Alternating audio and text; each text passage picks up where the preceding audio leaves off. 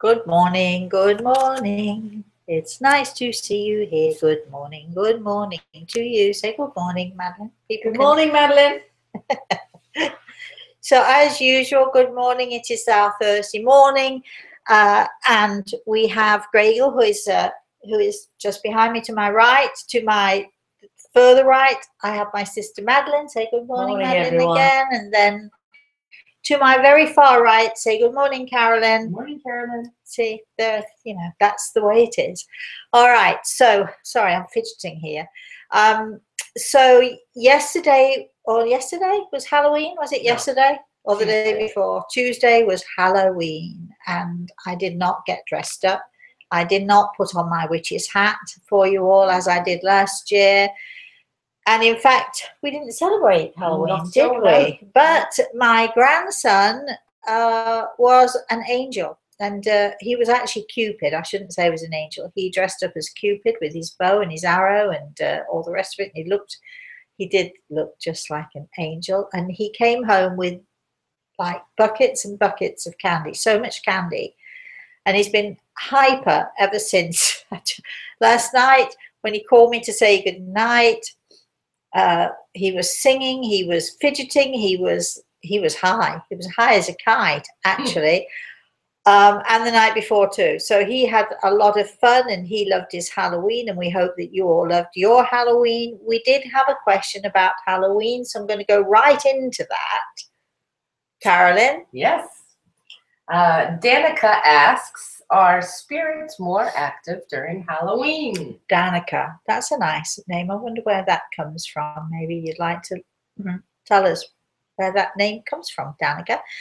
The answer to that question is no. I don't think so.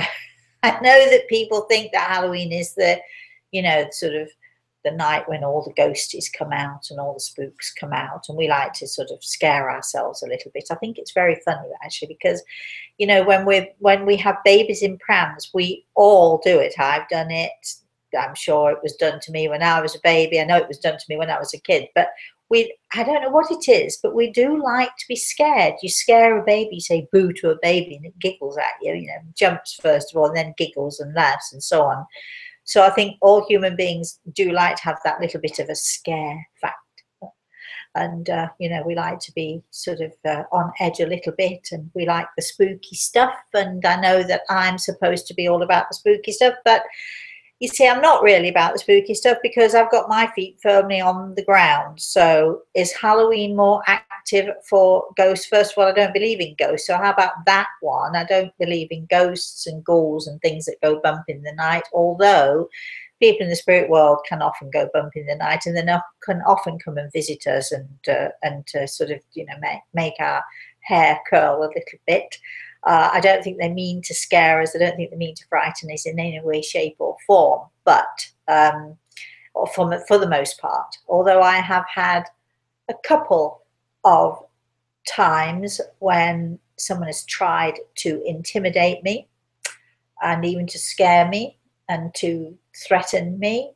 I'm talking about those people who are dark souls, evil, or maybe just bad people who, want to do bad things. And so we all must watch out for that and be careful about that. Excuse me. Do you mean by that poltergeist?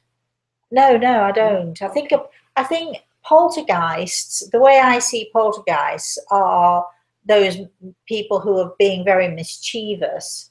And I don't think poltergeists are necessarily bad or evil in any way, shape or form. No, I think they're just, I don't think often. There was a great story about Charlie. I think I told this story a few weeks ago. Charlie wasn't really Charlie at all, but his nieces named him Charlie because every morning they got up and they went into the bathroom. The towels had been strewn all over the floor in the bath, and things got moved around the house and so on and so forth. But Charlie was just actually their uncle, and he died when he was, I think, 4 days old or something.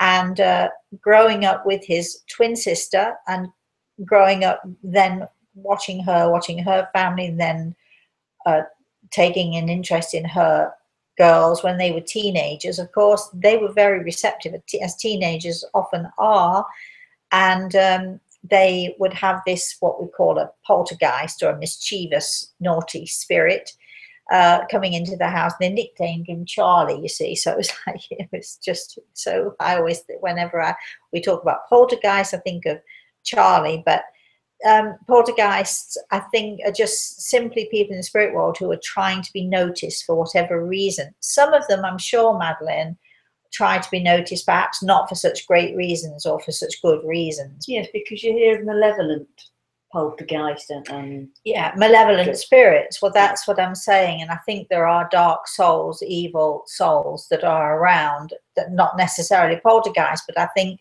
that there are those evil souls around. I had an issue, and I think those of you who've read my books will know, if you've read the book A Matter of Life and Death, there's a story in there about a man, Charles Brandt, who is a very famous serial killer, who at the very end hung himself because he was caught. But his record, to my knowledge, was he had the most kills, and he killed the most people, so on and so forth.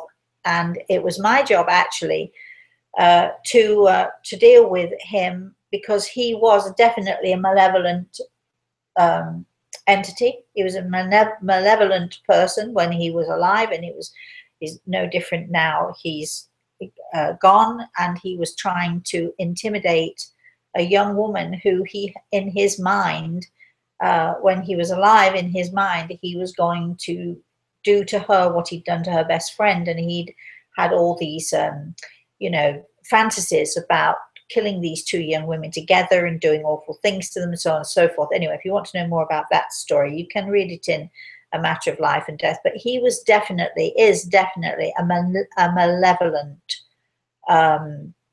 entity. I actually, let's say, got rid of him, or got him out of this girl's house, and I was responsible for moving him away and actually taking his power away is what I was responsible for. So I literally took his power away from him. And over the course of the next 2 or 3 months, I would wake up in the middle of the night, and he would be standing over me, standing over the bed. Now, yes, I do have a spirit guide, Gregor, and yes, Gregor does protect me, and Gregor was there with me and for me. But again, if I didn't have these experiences, and if I didn't know what to do about those experiences, then what good would I be? So very often over the years, Gregor has allowed me to be in the position where I've had to deal with these things, because if I haven't been able to deal with them, if I hadn't had these experiences, I wouldn't be able to help those people who are, even today, sometimes some people still suffering from the same sorts of issues. Having gone through it, having learned what to do and how to do it and how to deal with these things, I'm able then to advise other people how to do the same thing. So although I was not in any real physical danger, nevertheless, I can assure you it was extremely scary, very, very scary thing to have to deal with. How did we get onto this subject? This is malevolent spirits, and all from Halloween and all the rest of it. You have a question. Yes. Carolyn, is this your own question? Yes, Carolyn? Yes. Wouldn't you like to be here sitting with us in this living room? Because you could be asking questions. Even when the show is over, we could be asking questions. Yes, Carolyn, go ahead. So do you think it's easier for people to just accept or believe that bad spirits are responsible for the horrific acts that humans actually do? Is it easier for us to accept the fact that, oh, that guy went crazy because, some kind of some malevolent entity got into him or so on? Because the thought of what really it is humans commit these heinous acts. So isn't it easier for us to just live in that illusion of, well, let's go back to Charles Brandt for a minute then, shall we? Because Charles Brandt lived on this earth for, I think he was in his 50s or something. I'm not entirely sure of his age, but from the age of, well, when he was very, very young, when he was a child, he started killing. He murdered his mother, I think it was. And anyway, you know, these are human beings. But if you, again, we're coming back to soul science, Carolyn. We're okay, because soul science is Carolyn's most favorite book. We come back to soul science, and there is one soul sign, there is one group of souls that we don't talk about too much, because, you know, we don't really, you know, I just said earlier we like to be scared, but there's a difference between being a bit scared and being absolutely terrified. But there are walking amongst us, living amongst us, those souls, those dark souls, who are created from the dark side. And, you know, years and years ago, I always believed, and for most of my life, I believed that every human has a little bit of God in them. I wanted to believe it. It was so important to me to believe that no matter how awful a person is, they could be redeemed, or they could, you know, they had a little bit of light within them, a little bit of God within them.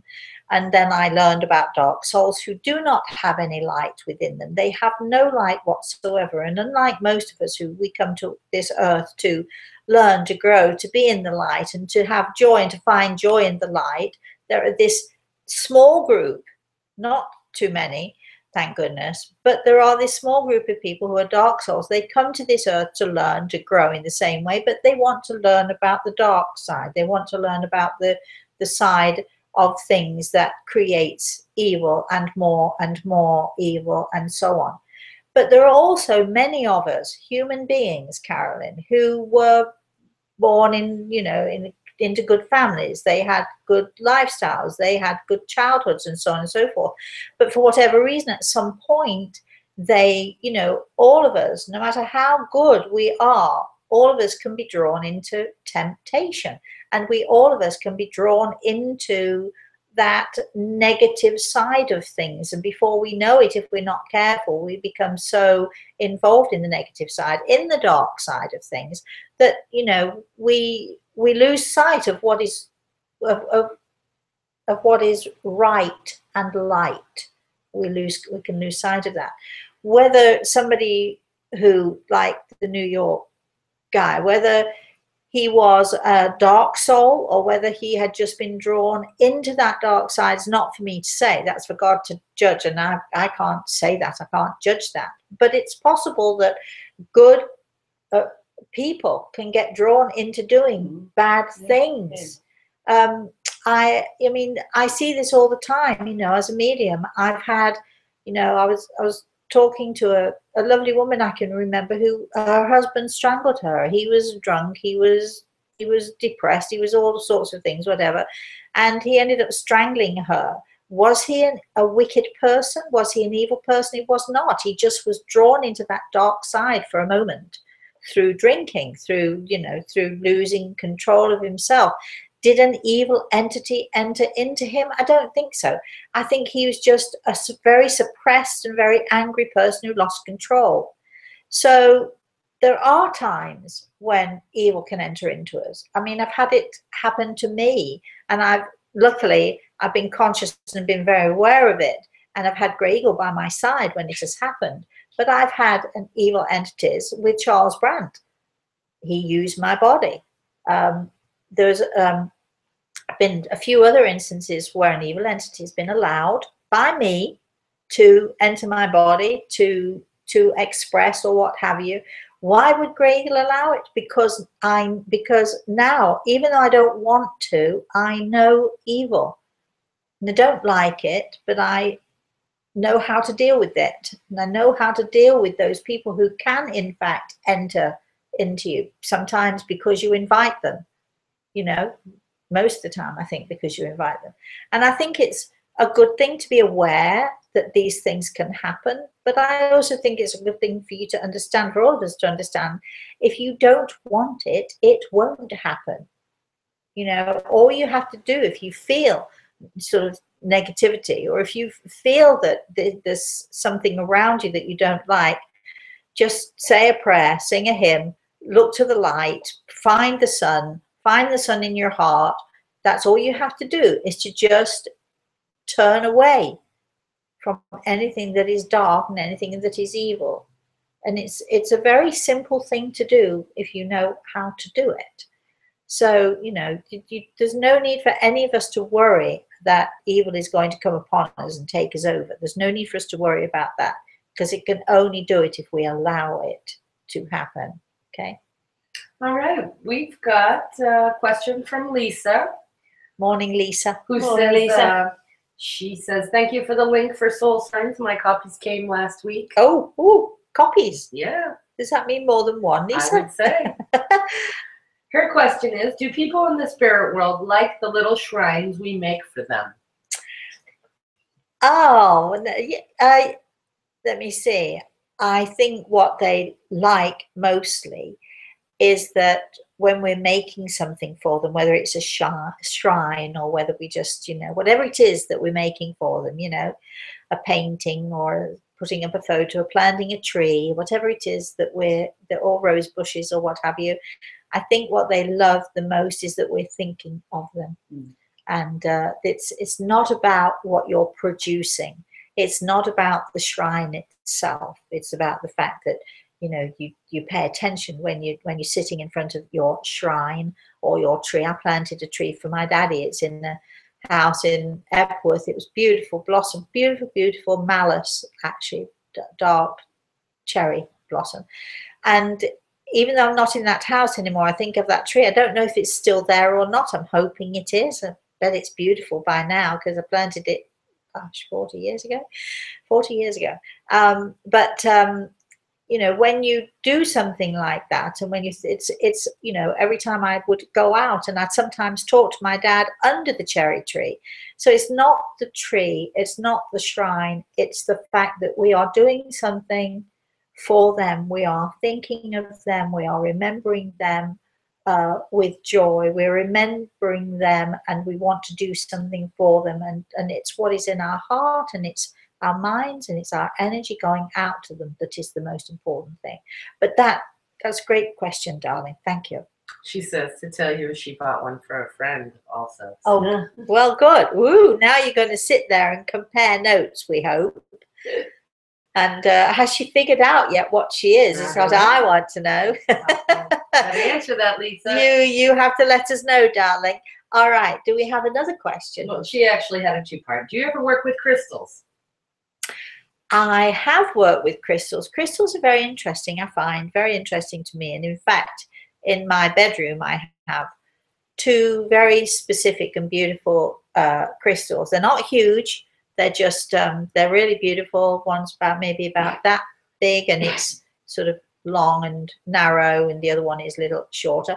But I think as with everything else, and if you know anything at all about psychometry, if you've done anything with psychometry or work with psychometry, you'll know that everything has energy. Everything about the earth has its own energy, and crystals do seem to retain lots and lots of good energy. And I do understand why people work with crystals, because I think that if you can tap into that energy and then create more energy within yourself, I think it's a very helpful tool.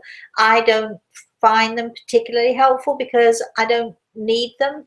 But if you are a beginner, or if you're a person who needs some help or inspiration to create that energy within you, I think crystals are a really good way to do that. Yeah, I think it's a very positive thing to do.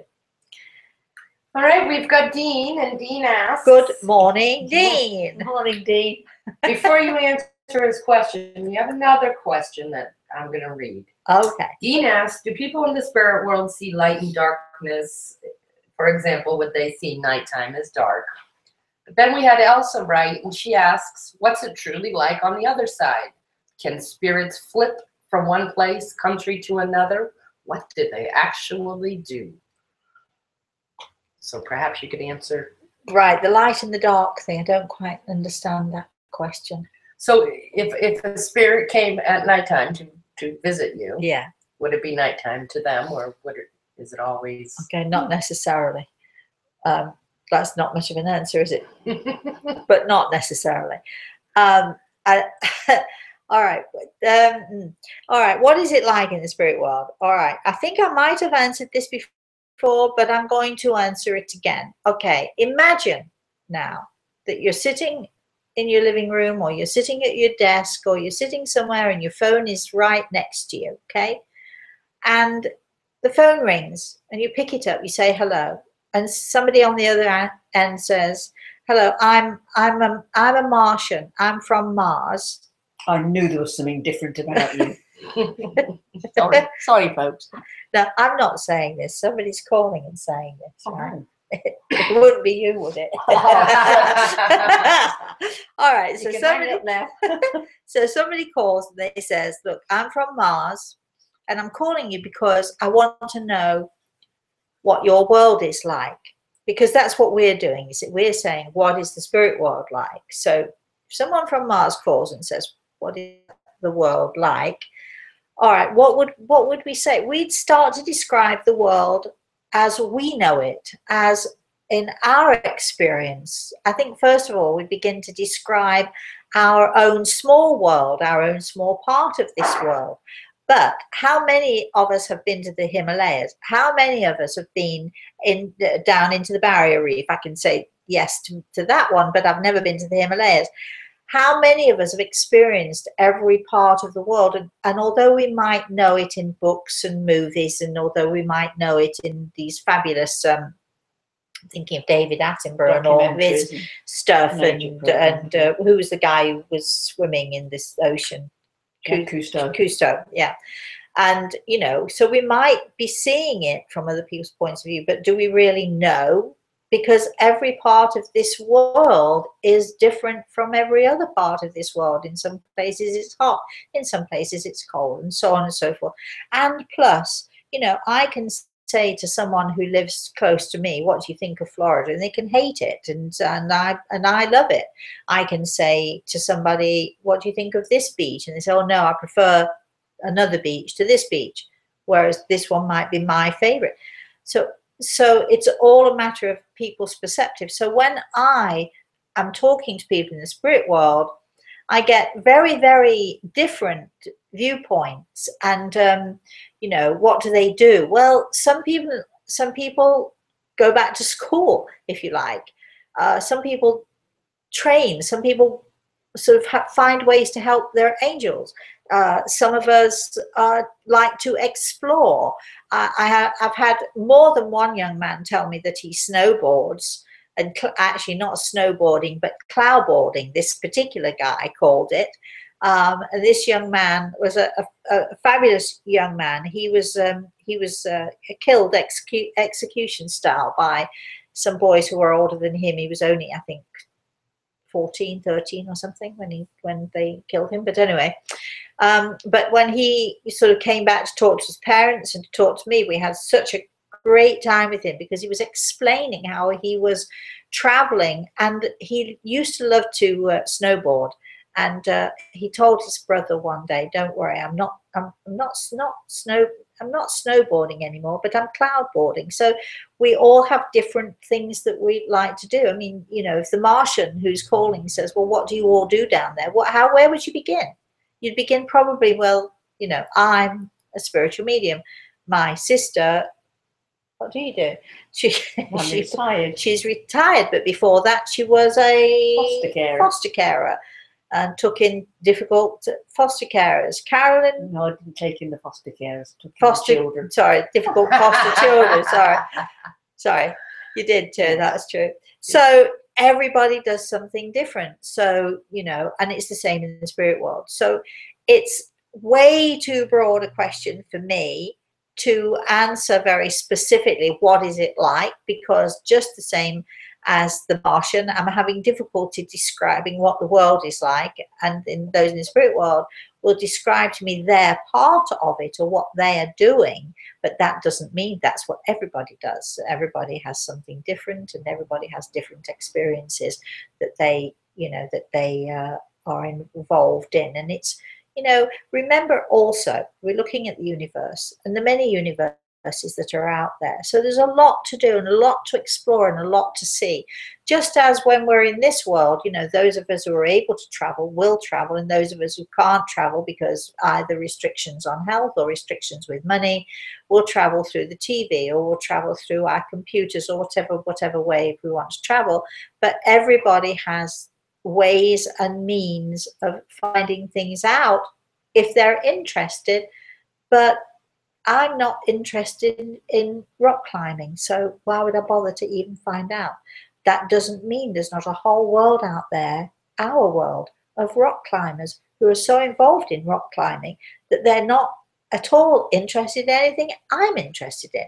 So, you know, it's the same thing. I don't know if I've answered that clearly or not, but anyway, that's the best I can do with that one. Got another easy question. Yep, go ahead. Sarah says she's curious about how time works in the spirit world. Good morning, Sarah. Morning, Sarah. I've answered this question a trillion times. I'll answer it again very briefly, darling, only because it's you, though. All right, Sarah. This is Sarah from Australia, right? Mm-mm. No, this is another Sarah. Well, I'll answer it anyway. So, all right. So, time is of a completely different form than it is here in our world. You know, time in our world is by the clock, a 24-hour clock. We have daytime and we have nighttime, you know, which tells us pretty much where we are. We have sunrise and we have sunset. But time is sort of like it's a linear thing. I think, you know, how can someone in the spirit world be with me and seemingly at the same time be with my sister in a different country? How could my father be with me and within seconds be with her? Well, it's because, you know, it's, you know, that beam me up Scotty thing that they have. Which program was that? Star Trek. Okay, I love Star Trek. Used to watch it every single week. Shatner. Yeah, I used to watch it every single week with a bowl of soup and a couple of crisp breads. It used to be on once a week in England. The original. And, yeah, and so, oh God, am I that old then? Oh, anyway, but that was where I used to get my tray. I'd get my soup. I'd get my crisp breads, and I'd sit there, whatever time it was, and loved it. But that beam me up Scotty thing, you know, that they, you know, the teleporter. The teleport, that sort of thing. And we're getting closer and closer and closer to doing that. You know, scientists are doing this sort of thing now all the time, and we can move objects from one place to another place. And so, you know, it's kind of like the beam me up Scotty thing. You know, it's like you're here and then you're there within a nanosecond. And that's the best way I can describe it. But it is very, very different. It is different. Do they have night and day? I'm asking Gregor as I'm saying this to you, yes and no. He says, well, that's no help to any of us, is it? He's laughing. They do sometimes not, apparently not. But we are the ones. That's interesting. Yeah, sometimes yes and sometimes no. I think it depends where in the universe we are, maybe. So that's a question. That's a whole other subject and a whole other topic that we may explore one of these days. But for the meantime, shall we have another question? Dean says to tell you that he's an original Trekkie too. Yay! Good taste, Dean. Good. Well, good. Yeah. Okay, we have Nancy in Phoenix. Yes. Good morning, Nancy. She morning, says, Nancy. What time is it there? Are you ahead of us or in front of us? Not sure. I love Phoenix. It's so much one of my most favorite places. Do you live anywhere near the Superstition Mountains where Gregor lived? And I wonder if she does. Anyway, she's not live, so she's not live. Oh, well, that's all right. She maybe will. Can you answer the question anyway? Will you email me and let me know the answer to that one? Anyway, go ahead. So what's the question? Nancy says, the angel pictures on your Facebook are beautiful. Can you do more on this subject? I love gardens, and I believe there are garden nymphs in my yard. Would you comment on this? Many years ago, my daughter's 40-something now. So I'm going to say it was before my father died. So she must have been 4 or 5 years old. And it was the first, and I think my father visited my home this particular home only twice. And it was on one of these occasions. And he was down in the garden with my daughter, who's just a little girl at the time. And she came running up the garden, shouting, shouting, shouting, "Mama, Mama, I've caught a fairy, I've caught a fairy, Mama, I've caught a fairy." And she came running into the kitchen, and my father came in behind her, and he's sort of smiling away, and she's holding her little hands like this, and she's clutching her hands like this. And she wanted to show me this fairy because she caught this fairy. And I'm there, and I'm saying to her, "Okay, let me see then." And she opens her little hands, and there's nothing there. And she looked at her grandpa, and she said, "But Grandpa, it was a fairy." And he said, "Yes, it was a fairy." And I said, "But you know, fairies are sometimes, darling, they're magic. So maybe this fairy didn't want me to see her." So do I believe in fairies? Absolutely, without a doubt, I believe in fairies. Now, my father told me later that it might have been a dandelion, you know, one of those little fluffy white dandelion things that she caught. But my daughter believed it. To this day, she believes that she caught a fairy, and to this day, I too believe that she caught a fairy. So I think there are so many more things about this world of ours that we do not know, we do not understand. When I was a little girl with Madeline, do you remember, we would look out of the window, the landing window, at the bottom of the stairs, there was a little window. Yes. And our mother had told us that there was a fairy ring at the bottom of the garden. Do you remember that? Yeah. And we would stare out at night time when it was dark. We'd try to see the fairies at the bottom of the garden. I'm sure we glimpsed them from time to time, because otherwise we wouldn't have kept trying. But if you believe in fairies, why not?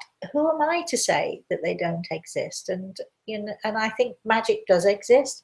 I think magic exists in so many different ways.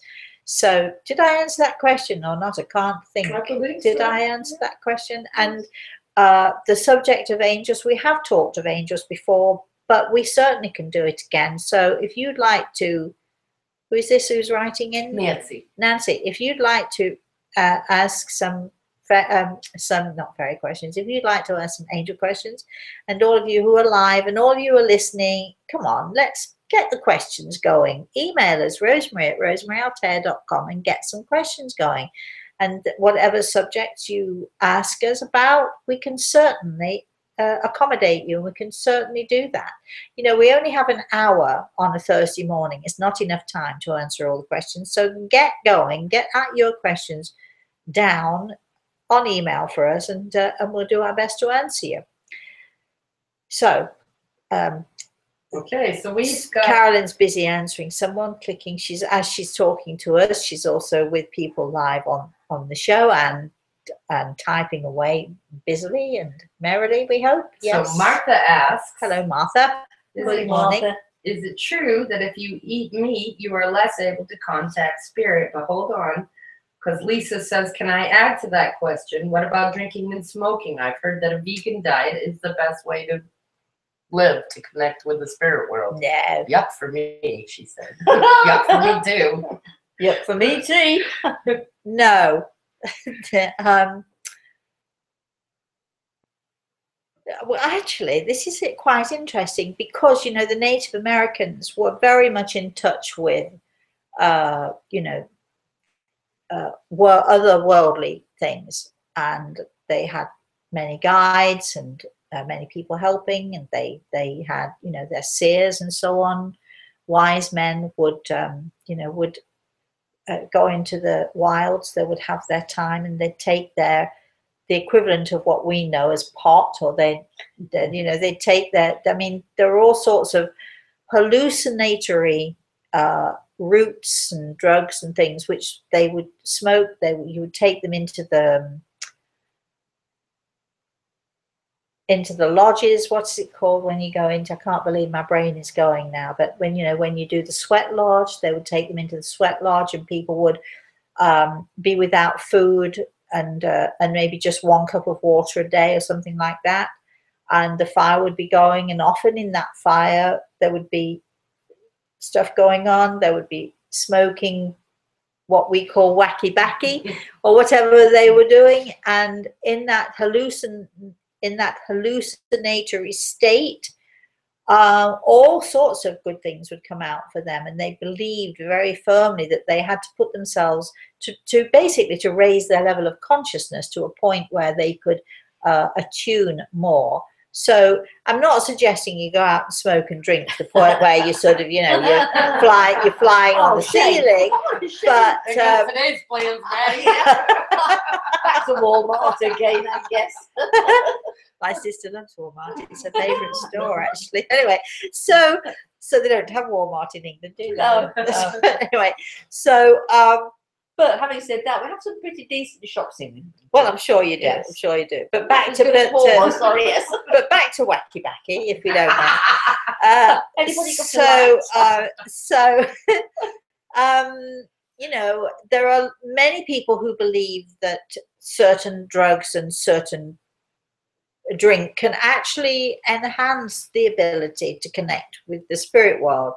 Whether afterwards you'll remember what you did is a whole other matter. But the Native Americans had it down to a very fine art, and they were pretty good at that kind of stuff. Eating meat, well, for many years, not because I'm going to shock so many of you here, because I don't object to eating meat. In fact, I quite like meat, to be honest with you. And good steak. I can't remember the last time I had one, but a good steak is good. And I love lamb, and my rack of lamb is the best ever, right, Madeline? I mean, absolutely. Right? Does it prevent me? Does it stunt me? Does it hinder me in any way, shape, or form? Gosh, no, not at all. Not one bit of it. However, for a long time, but for health reasons, not because I'm against eating meat or what have you, I only ate fish, and then I was asked by my doctor not to eat any kind of meat, and I said, well, I only eat fish, and he laughed at me and said, that Rosemary, that's meat too. So I was asked to only eat sort of whatever vegetables and stuff like that, and basically to become a vegan, which I did try for a while, but I've never been more healthy, to be honest with you, than when I stopped eating meat. Never been skinnier, never been more healthy, never been more full of energy than when I stopped eating meat. So if you're going to do it for health reasons, I'm an advocate, I'm advocate of don't do it if you really can't not eat meat, maybe just once a month as a treat, maybe you try that, because I certainly was never healthier ever when I didn't eat meat. Of course, I strayed back into it. So that rack of lamb you've got for tonight, then, that's just for me. Is that right? No. I made fish. Did I make fish for you yesterday or the day before? We made a quiche as well yesterday. She seems to manage to eat her fair share of that chicken salad too. I know. She could just give it all to me. Well, you see, but you could argue that white meat is healthy for you, but red meat is not, and that's basically the rule. That's basically the rule. But there was a time when I couldn't eat it at all. I'd just take one look at it and just not eat it at all. So but does it hinder? It doesn't. It hasn't done that to me. I've never smoked in my life, so I can't say that. I can't give you. What about when you've had 2 or 3 drinks? Do you I thought feel you like? I thought you were going to say when I've had wacky. No, I know you haven't smoked. I've never tried. I've never had, aside from prescription drugs. I'm a very boring person. I would love to have had a little go at. But you're trying to get me to cannabis go to the doctors to get some wacky backy. Yeah, my sister needs wacky backy for vertigo. Yeah, she definitely. Actually, she needs it to sleep. So I've prescribed that for her, but I've never smoked myself, so I can't. But if I've had 2 or 3 drinks on very rare occasions, and I can only think of 2 really bad occasions maybe 3 when I've had too much to drink. Does it hinder me? Or does it heighten your awareness? No, neither really. Are the spirits like, hey, she's drunk, let's... I can't remember. I've I've been to the point where I've left my body having drink. Have you ever done that? You know, Yes. literally you're lying on the sofa, you had a nice drink, or the next thing you find yourself up on the ceiling. I don't know if you ever anyone's experienced that. So I would say that rather than hinder, it might help, but I'm not advocating that you get drunk in order to talk to the spirit world, because you won't remember what they said to you at the end of the day. And what's the point in that? If you're going to talk to them, at least be, you know, halfway sober. I don't think it makes a difference, honestly. I think, you know, I think there are ways of you know, helping yourself to that higher level. I know there are many, many people who believe, and who it works for, who believe that meditation, raising yourself to a higher level of awareness and sensitivity, they need to meditate. They feel that it's better for them if they are vegan. It's all about what you're feeling that works for you. When you're talking to the spirit world, you know, you might want to put yourself in a quiet place or what have you. I've never ever had to, thank goodness, I've never had to do that. I encourage my students to meditate. I encourage people to meditate because I think it relaxes you, and it can lead to that, you know, higher level of sensitivity. I've never had to do it, because for me, all I do, I don't even have to turn around. I maybe half cock my head this way or that way to listen, and it's there for me. So I know how very fortunate I am in that you know, I'm able to do that. But no, Peyote. That is peyote, and I don't know how they say Indians this. PTE. PTE is another. It's a root. Pate or pate, something like that. Peyote is the same sort of thing. Lots and lots of different things that the natives use. You find it in the ground, I do believe. Then the natives know exactly where to find it. So good for them. All right. We've got a question from Chris. Yes. Good morning, Chris. Morning, Chris. Your friend Chris. With so many terror scares going on in the world. I knew she'd come back to that. She's not into drugs. Go on. Nor am I, just so we know. Just so we know. With so many terror scares going on in the world, what is the best way or best thing we can do to not get caught up in these things? To say a mantra every day, to bring light and love into your heart and into your life, to always look to the light, to look to God, or to, you know, we talked the other day, we talked a week or two ago about, you know, God is only dog spelt backwards. Your idea of who God is and what God is, that being, that entity, that energy, whatever it is you think of when you think of love and light and goodness, is where you should just put yourself on a daily basis. Just say a wonderful, positive, happy mantra, and just make sure that you're not tainted by all these awful things that just keep happening. That's the best advice I can give to you. She also has another question. Yeah.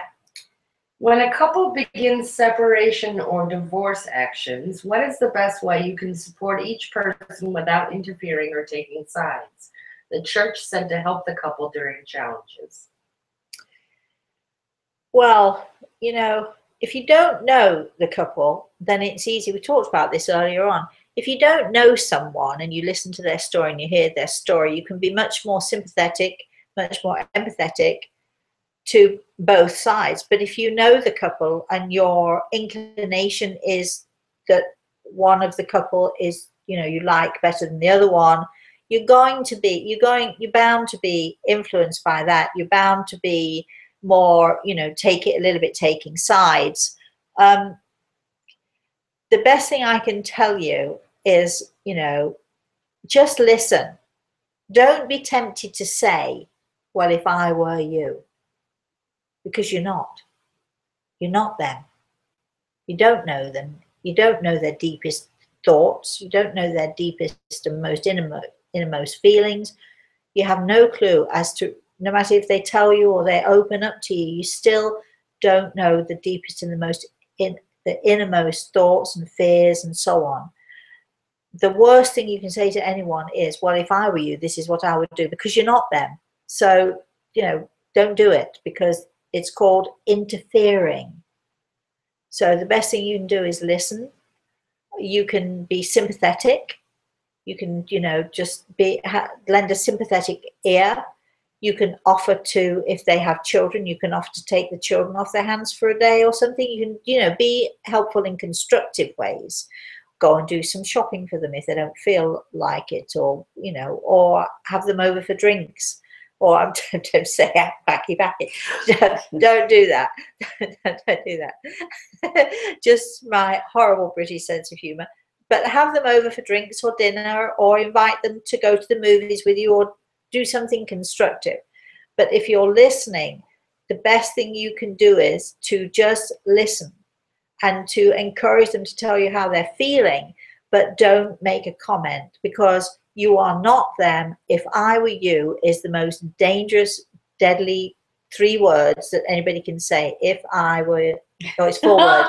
4 words. They're the worst 4 words anyone can say, because the truth of the matter is you are not them and you don't know. And what you would do is very different from, you know, I always used to say, before I found my husband cheating, I would always used to say, I found my husband cheating, I know exactly what I would do, you know, sort of, I'd take a knife to him, whatever, you know. You say this, never having been there, never having experienced it, you might know exactly what you would do. So you might give that same advice to someone else. But when it actually happens to you, which it happened to me, I found my husband with my best friend, actually, you know, in situ, let's say, it's a completely different thing, because you're completely devastated. The disloyalty that you feel, and the rejection, and all of those things makes you react in a way that you would never have thought you would react. And truthfully, looking back on it, I think I was more devastated by my friend's disloyalty than by my husband's disloyalty, because I knew what he was. I just didn't think that she would ever betray me in that way. So the betrayal from the friend was perhaps in some ways worse than the betrayal from the husband. So when you've experienced a thing, you know that you don't react in the way that you perhaps thought you ever would. It's very different. So just be careful. Don't ever say to anyone, if I were you, 4 words, if I were you, because you're not. I hope that helps somewhat. Just say hi to Yisha. She's a first time, or Yisha? he, I'm not sure actually. They are a first timer here with us today. Good morning, Waiting to see if they Yisha. have a question. Good morning, Yisha. Where are you from? And that's a very unusual name. So which country are you from, and where did you get that name from? That's what we want to know from you. Chris says thank you. You're welcome. Anybody else want any comments or anything to say for anybody? We've got Allison. Hello, everyone. I actually just created a YouTube account to Whoa, join us. Hi, Alison. Good morning, Alison. Great. Do you have a question, darling? I've never seen any of your videos before and stumbled across this live. Do you believe things happen for a reason? Yes, of course, of course. I don't believe in accidents. Let's put it that way. I don't believe anything is an accident. I think everything is for a reason. So what is your question, other than do I think that things happen for a reason? Are you enjoying the show is what we want to know. We've been talking about wacky backy that we never talked about before. This is a first on this show, talking about drugs and alcohol and so on and so forth. But anyway, after the show, we're going to have a vodka tonic. We actually had a vodka Who's got tonic. the lighter? We did. We actually did have a vodka tonic last night. He came back from a really hard day, and on the way back, Madeline said, "What do you think, vodka tonic?" We don't do it often, but we do it. But so we had vodka tonic, and I had a second one, and she went to bed. And then I left half of my second one, which is you can see what party girls we are, can't you? It's not such great party girls, but anyway. I couldn't finish my second one. I went to bed. I have kind of a great things happen for a reason story. Go ahead. Happened last week. So Are you going to come into camera for this? No. So in I you don't come. have makeup In on you or come. anything. Yeah. Come on. Lean in I there. don't have makeup on either. Lean in. Okay. All right, go ahead. So Oh, that's look, 3 women on the sofa and Grey Eagle as well. We mustn't forget him. This is Rosemary's sofa. We are trying to emulate Graham Norton, who I love, but my sofa is not red. Go ahead with your story. Go ahead. Okay, so last Friday, I called a friend of mine who, due to our busy schedules, I haven't seen as much as, we had in the past. And in fact, I hadn't seen her face to face since last month, meaning September. So I called her up because I had to ask her something that I really didn't want to ask her. I needed a favor. When I called her, she graciously said, yes, of course. I went to go meet this friend, and when I met this friend, we started chatting real quick about how she was doing. She told me she had to go to the doctor. Ended up bursting into tears because she had received some bad news and she had to go to the doctor. And she wasn't going to call me and ask me if I could go with her, even though she had nobody to go with her. She was going to go by herself. But as soon as she told me this, I said, oh, no, you're not going to go by yourself. I'll go with you.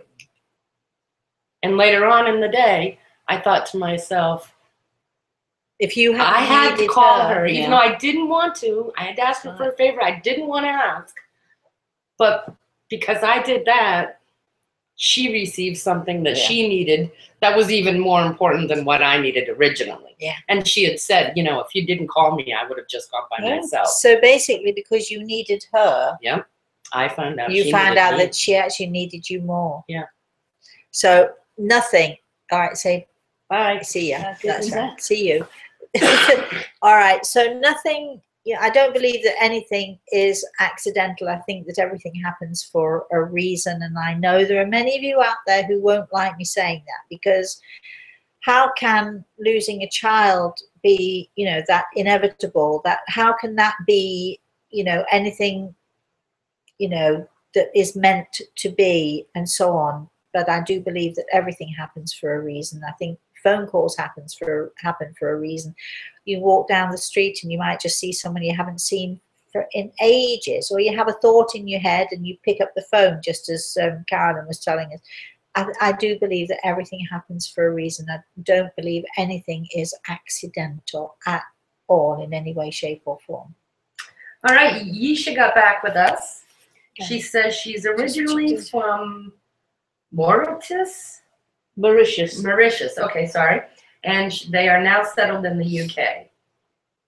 Well, we hope you're enjoying it in the UK. I wonder whereabouts, because my sister's from the UK too. So, all right. Well, I'm from the UK, come to think of it. But anyway, we're glad that you're here with us today. We're glad that you joined us. We hope you're having fun, as are we. I do wonder sometimes if we have more fun than anybody else. But anyway. I don't know. Dee from Netherlands says, hello, I joined you today. It looks like you're having a party in there. Hi, Dee.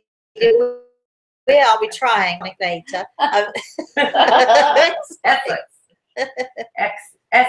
Essex. Okay, then. That's not far from you, is it? No, which part of Essex? Do we know which part of Essex? Because I live in Essex. Oh, you might be neighbours with my sister. She's on the beach all the time. And my nephew, his partner, is from Mauritius. That's interesting. A happy coincidence. Yes, so there you are. You see, so you might, if you don't want to say live, you can email us, Rosemary at Rosemary Altair, and let us know, and I could. Hornchurch. Hornchurch. Oh. Anyway. Okay. My sister lives there too, so there we are. Lisa says, shared death experiences. My husband had one with his dad a year ago. Do you believe in them? He knew minutes before we got the phone call. Very detailed. Very. I do believe in that. Absolutely. I do believe in that. I had when my father died, our father died. We don't have different dads, do we? Not that we know. Not that we know. Although, mind you, we look pretty different. although, It might have been Mum, because she was a little bit that way too, a little risque. They both were, let's be honest. They're both naughty. Yeah. So we And might, you take after them. we might not even be sisters. Anyway, well, we'd still be half sisters. Right, we? right. That's One what I'm way- thinking. one way How did or we go to another. different mothers? I'm more, my character is much more my father, I think, than my mother, would you say? I don't know. Oh, go ahead, say it. You just said Is there you a take right answer. answer to that No, I was question? kidding.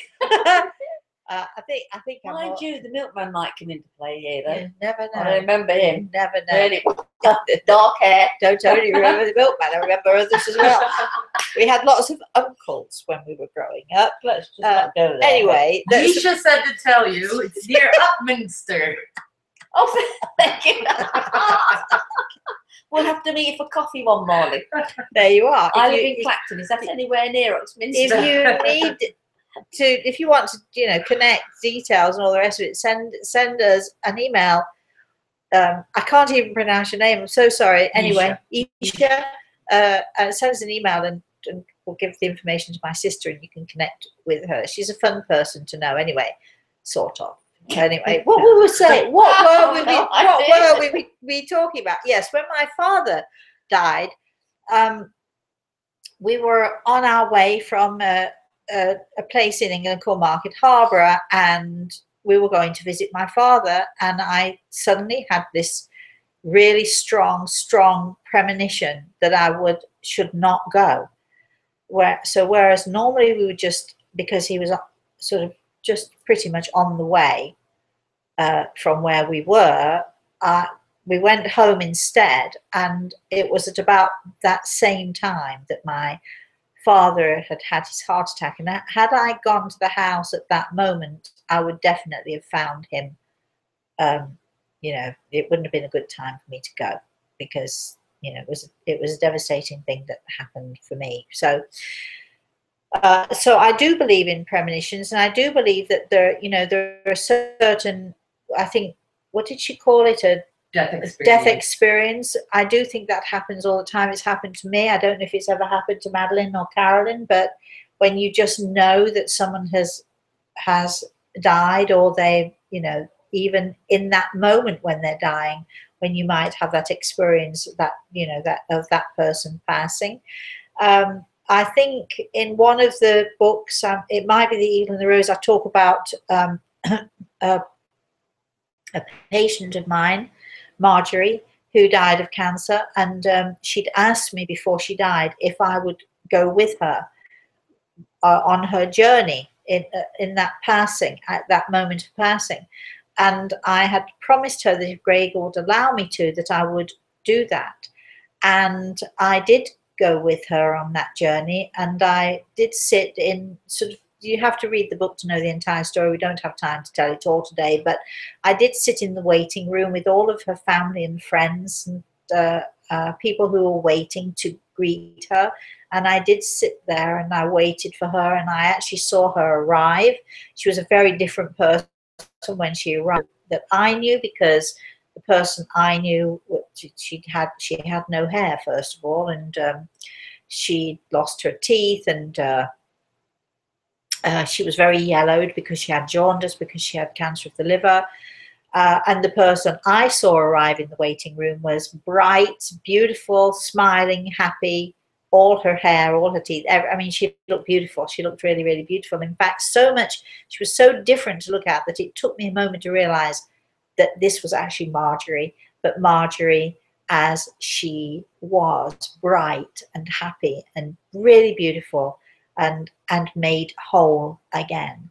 And I saw her arrive, so I was there with her when she passed, and I'm going to say less than minutes after I had that experience, my phone rang, and it was her husband to tell me that she just that few seconds before that she'd gone, and I was the first person he called to tell. And I said, I know, because I've been with her, don't worry, she's safe.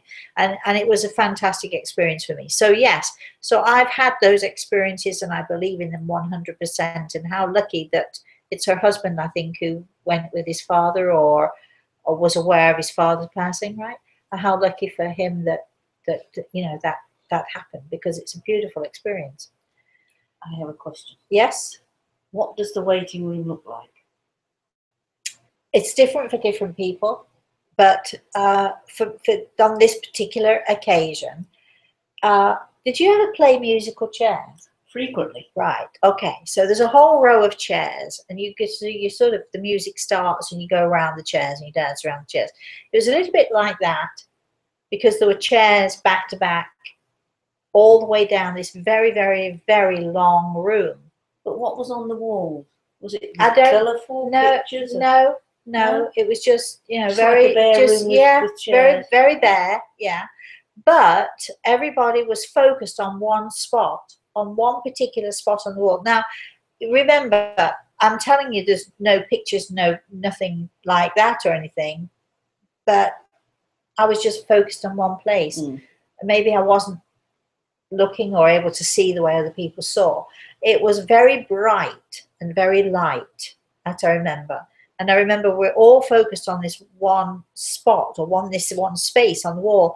And I know this is going to sound really weird, but it was as if when she came, it was almost like she came down a chute, almost through the wall, which was the entrance to the tunnel. That's interesting.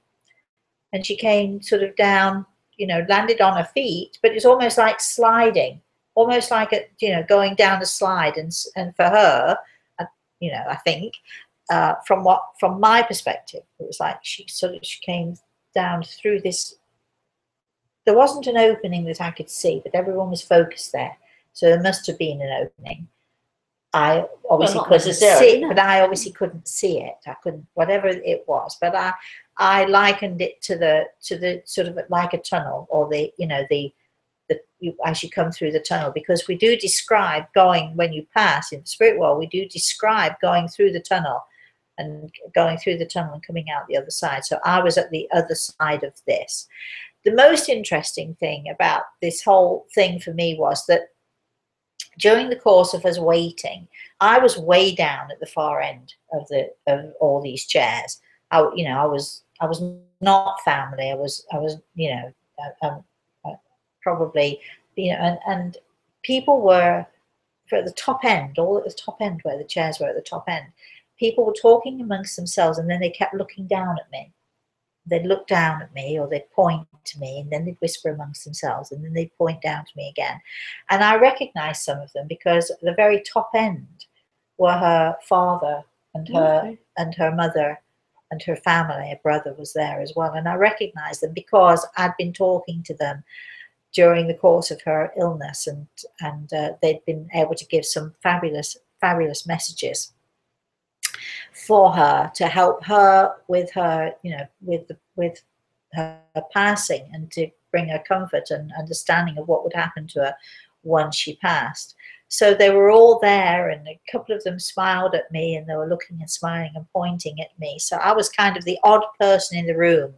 I think everybody else had passed into the spirit world, and I was the only one who was there as a visitor. So I was way down at the other end of things, but it was quite a fascinating place to be. But different waiting rooms look different. Sometimes you just get a whole crowd of people, and they're all standing, and they're all there, and when this person comes, they sort of all surround and rush to this person and surround her.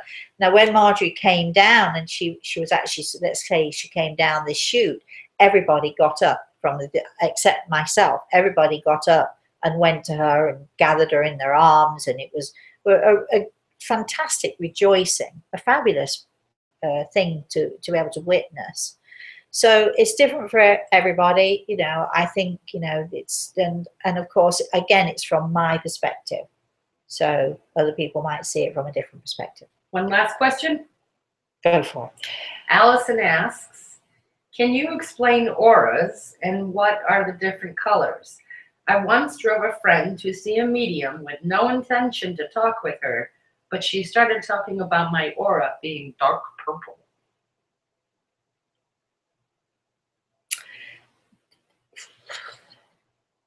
Different people see different things. The truth of the matter is this: your aura is your energy field, which can span at least 3 feet, at least 3 feet outside of you. You know, it's simply your energy field. That's your energy buzzing and zoozing away. And if, you know, depending on your frame of mind, depending on the health of your body, depending on the health of your mind, depending on the health of your soul, and so on and so forth, the aura is multicolored. Many different colors, because, you know, we talk about energy, and we've talked about this before. My suggestion is that you go to the video where we do talk about this in more detail.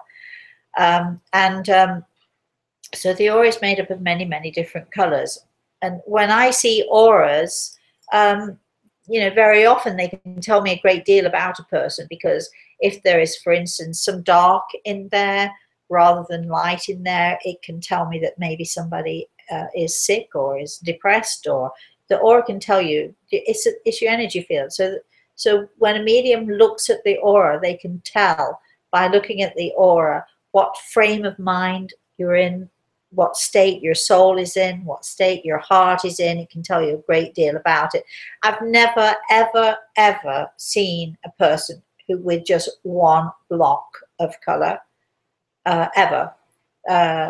If it's true that you have purple is the color of well, you see the color purple in churches, so it denotes somebody who might be very, let's say, religious. I hate that word because it's so misused a word, but somebody who maybe has a great faith or a great belief in God, or a great belief in, you know, in the spirit world. Maybe you might see a lot of purple, for instance, in if you know of a nun or a monk or somebody who's in, or a priest, or you know, whatever, you might see that color purple with them, because the color purple does denote a very deep faith in all things holy, let's say that. But you wouldn't see just that color. You would see it would be, you know, multicolored, but some colors might be more prevalent, might be stronger than other colors, which tell you a great deal about someone. If you see someone with a lot of green in their aura, for instance, it could mean that they are very calm, easy, very easygoing people.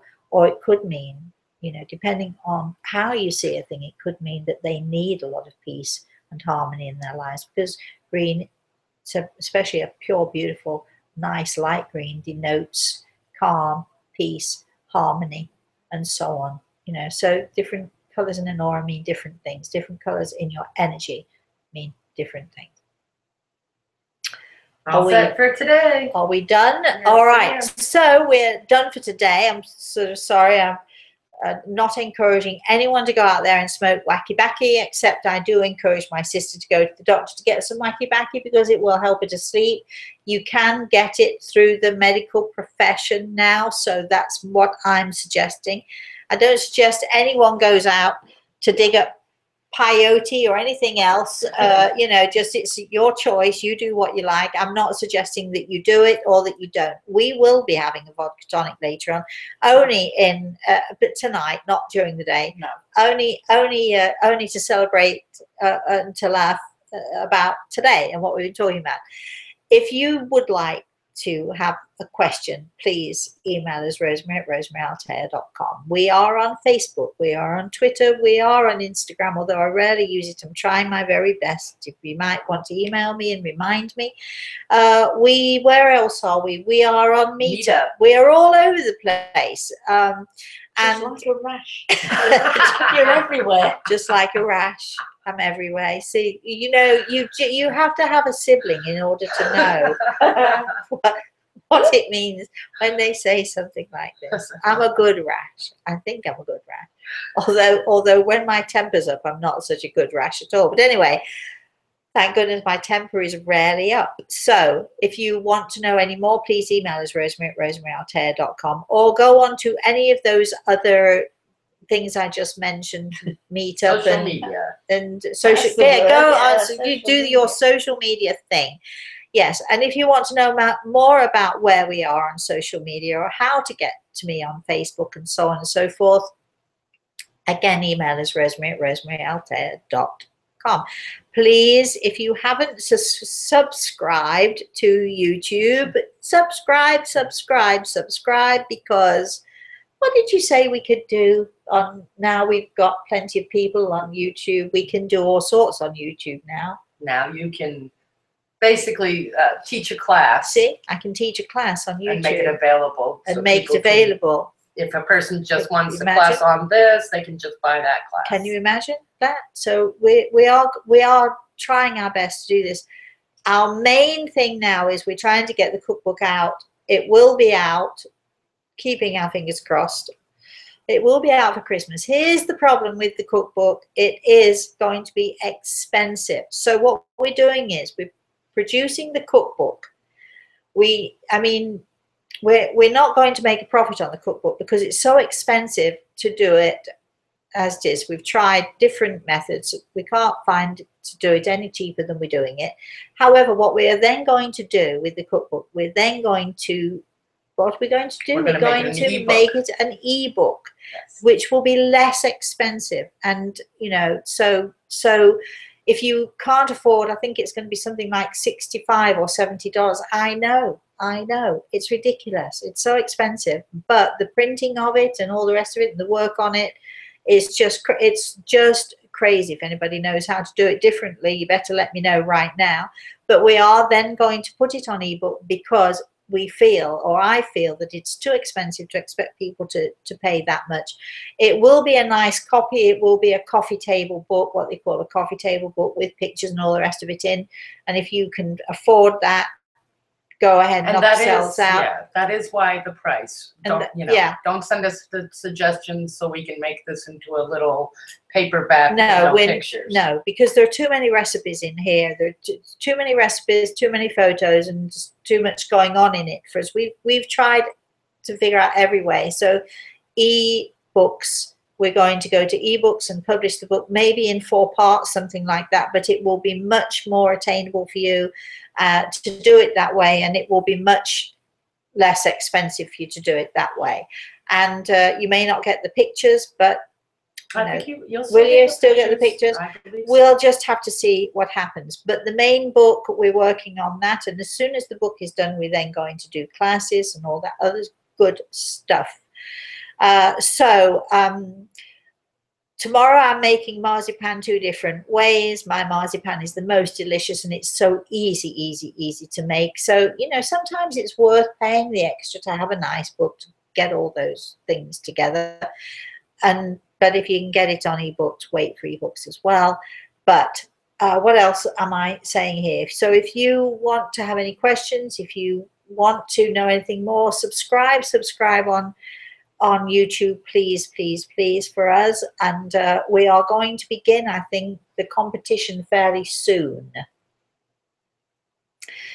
If you are subscribed, you are entitled to join in the competition. If you're not, then if you're not subscribed, then you're not entitled. And we're going to be giving some nice prizes out.